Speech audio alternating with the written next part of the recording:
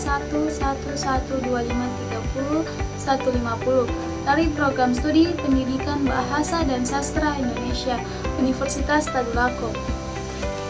Baik, tujuan saya membuat video ini yaitu untuk memenuhi tugas ulangan tengah semester mata kuliah membaca dan pembelajarannya. Dosen pengampu Ibu Fadila SPD MPD.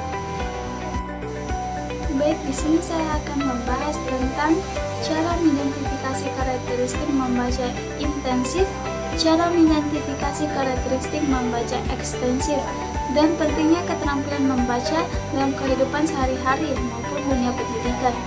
Adapun salah satu metode membaca. Baik, langsung saja yang pertama yaitu pentingnya membaca intensif. Membaca intensif adalah kegiatan membaca yang dilakukan secara teliti, mendalam, dan cermat terhadap suatu teks untuk memperoleh pemahaman yang menyeluruh. Tujuannya bukan sekedar mengetahui isi umum bacaan, tetapi memahami makna tersirat, struktur kalimat, pilihan kata, serta maksud penulisan secara rinci. Kegiatan ini sering digunakan dalam konteks akademik seperti saat siswa mempelajari teks bacaan untuk menemukan ide pokok, makna kata sulit, atau pesan moral yang terkandung di dalamnya. Tujuan dari cara mengidentifikasi karakteristik membaca intensif adalah untuk memahami dan mengenali secara mendalam ciri-ciri kegiatan membaca yang menekankan pada ketelitian, pemahaman detail, serta analisis isi bacaan.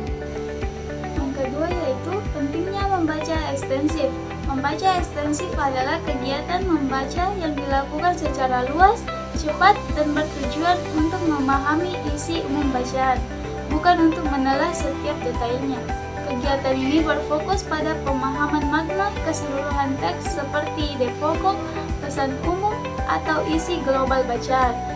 Pembaca tidak perlu memperhatikan setiap kata atau kalimat secara mendalam, melainkan cukup menangkapi gagasan utama dari teks tersebut. Biasanya, membaca ekstensif dilakukan untuk meningkatkan kebiasaan membaca, memperluas wawasan, seperti menambah kosakata dan pengetahuan umum.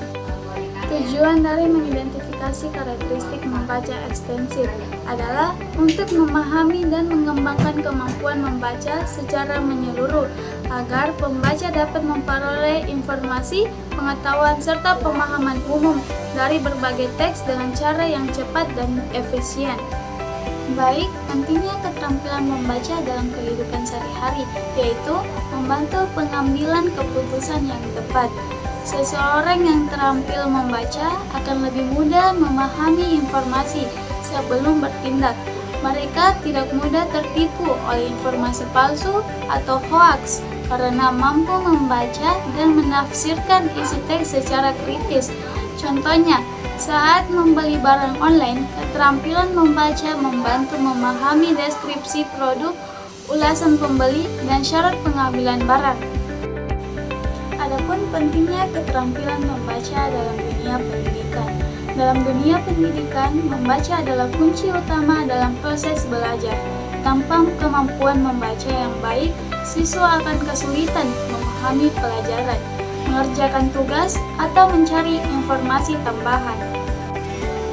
Baik, selanjutnya saya akan menjelaskan salah satu metode pembelajaran, yaitu saya mengambil metode SQ3R.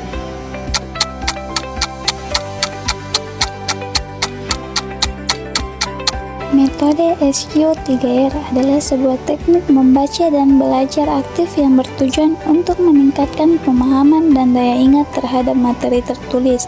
Yang pertama yaitu survei atau meninjau. Membaca sekilas bagian-bagian penting teks seperti judul, subjudul, dan ringkasan agar mengetahui gambar umum isi bacaan.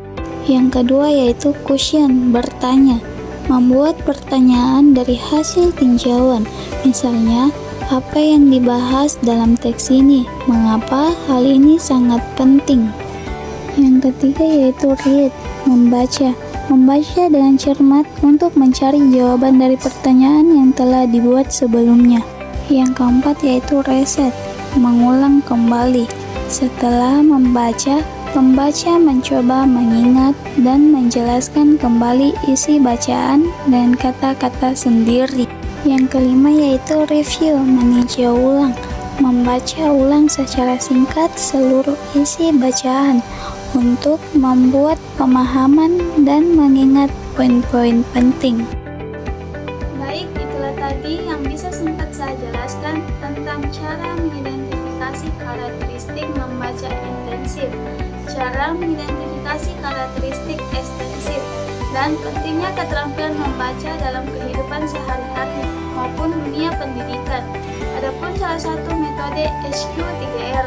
Lebih dan kurangnya saya mohon maaf. Saya akhiri. Wabillahi taufiq wal hidayah. Wassalamualaikum warahmatullahi wabarakatuh.